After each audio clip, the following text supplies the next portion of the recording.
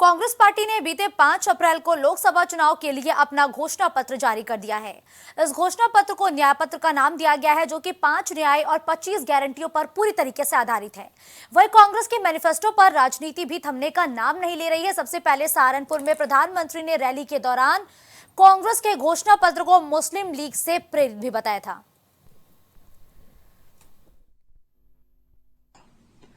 जिस मुस्लिम लीग ने 1929 में धर्म के आधार पर आरक्षण की बात कही थी, आज उसी बात को कांग्रेस पार्टी दोहरा रही है। यानी सत्ता की लोलुपता में, सत्ता के लालच में देश को कहां पहुंचाएगी कांग्रेस पार्टी, इसका अंदाजा लगाना भी मुश्किल है। आज माइनॉरिटी के लिए जिस तरीके से धर्म के आधार पर आरक्षण की बात हो रही है और जो 50% से अधिक आरक्षण की बात है, वो किसके लिए आरक्षण करने की बात कर रही है, कांग्रेस पार्टी को यह स्पष्ट करना पड़ेगा। इस तरह का घोषणा पत्र जारी किया है, उससे साबित हो गया है कि आज की कांग्रेस आज के भारत की आशाओं, आकांक्षाओं से पूरी तरह कट चुकी है। कांग्रेस के घोषणा पत्र में वही सोच झलकती है जो सोच आजादी के आंदोलन के समय मुस्लिम लीग में थी। और ऐसा घटिया और शर्मनाक बयान नरेंद्र मोदी देते हैं, कहते हैं हमारे घोषणा पत्र पर मुस्लिम लीग की छाप है। असलियत यह है कि ये वो दिल में जो इतना अथाह प्रेम, इतना प्रगाढ़ प्रेम है मुस्लिम लीग के लिए नरेंद्र मोदी और भारतीय जनता पार्टी के नेताओं का, जो रह रह कर छलक जाता है। वो गागर इतनी भरी है प्रेम से कि वो समझती नहीं है, वो रह रह कर छलक जाती है। ये असलियत है।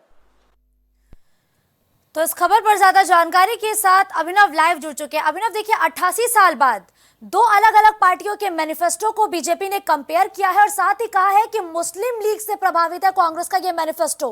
आखिर कौन कौन से ऐसे कांग्रेस के वादे मैनिफेस्टो में किए गए हैं?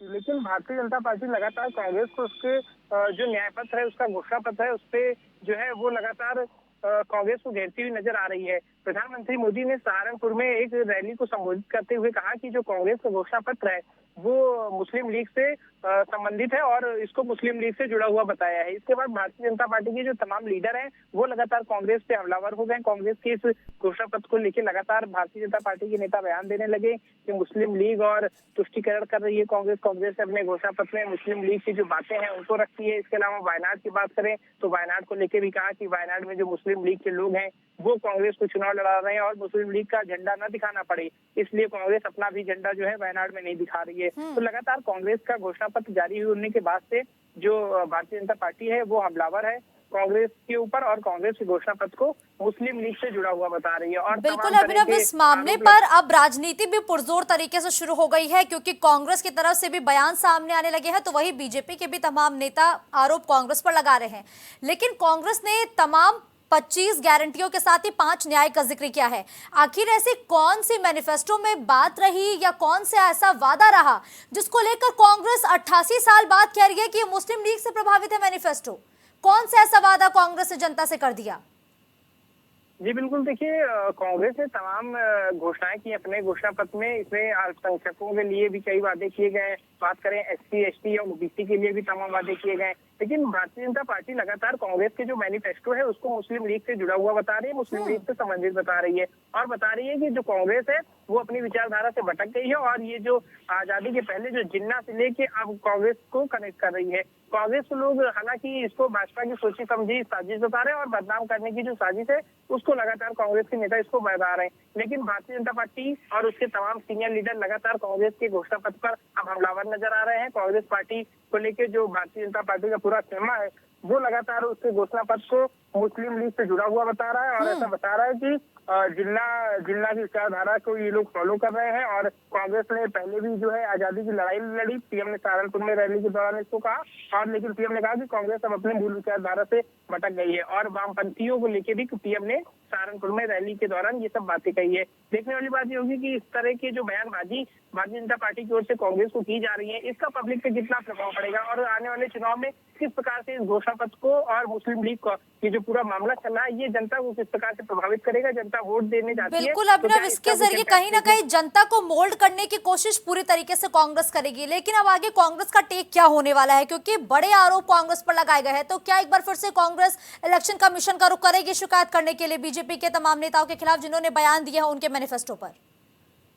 जी बिल्कुल, देखिए कांग्रेस तो लगातार जो है वो बीजेपी के लोगों पे आरोप लगा ही रही है कि वो गलत प्रचार कर रहे हैं और गलत भ्रामक सूचनाएं फैला रहे हैं। और कई बार पहले भी देखा गया कि विपक्षी तमाम पार्टियां जो है वो इलेक्शन कमीशन में जाके शिकायत करती हैं, लेकिन कोई खास राहत उनको इलेक्शन कमीशन से कभी मिलती हुई नजर नहीं आ रही है। और एक बार फिर से जो भारतीय जनता पार्टी है वो इस बार खूब कांग्रेस पे हमलावर है और लगातार उनके घोषणा पत्र जिसको लेके कांग्रेस आगे बढ़ रही थी, न्याय पत्र उसका नाम दिया गया था। इसमें 5 न्याय, हिस्सेदारी न्याय और गरीब न्याय और नारी न्याय, श्रमिक न्याय और तमाम जो किसान न्याय है उनको लेके जो ये घोषणा पत्र आई थी, इसको लेके जितना कांग्रेस अपने आप को पॉजिटिव माइंडसेट से चुनाव में उतार रही थी, भारतीय जनता पार्टी ने पूरा उनका जो न्याय पत्र का रणनीति थी उसको पूरी तरह से चौपट करते हुए इसको मुस्लिम लीग से जुड़ा हुआ बता लेकिन दिया देखिए है। अभिनव, अगर हम मौजूदा वक्त पर गौर करें तो इस वक्त जो जाति की राजनीति है वो पुरजोर तरीके से देखने को मिल रही है। अखिलेश यादव पीडीए की बात करते हैं तो वही अब जिस तरीके से मुस्लिमों को लेकर एक देश में अलग माहौल देखने को मिल रहा है, तो क्या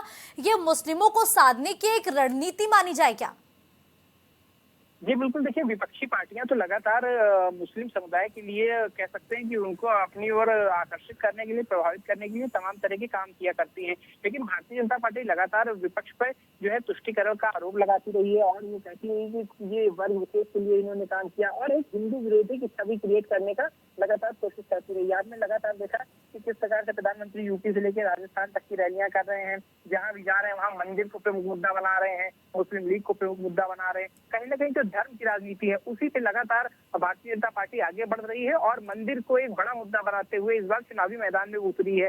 कांग्रेस जो है वो यहाँ पे कमजोर हो जा रही है, क्योंकि जिस प्रकार से राम मंदिर के 22 जनवरी को उद्घाटन के समय वहाँ पे कांग्रेस पार्टी या विपक्ष के दल नहीं शामिल हुए थे। ऐसे में ये एक कांग्रेस के लिए बड़ी चूक मानी जा रही है और इसका भारतीय जनता पार्टी लगातार अपने पूरे चुनावी प्रचार में फायदा उठाती हुई दिख रही है। और बिल्कुल ठीक है, धन्यवाद अभिनव इस खबर पर हमारे साथ जुड़ने के लिए।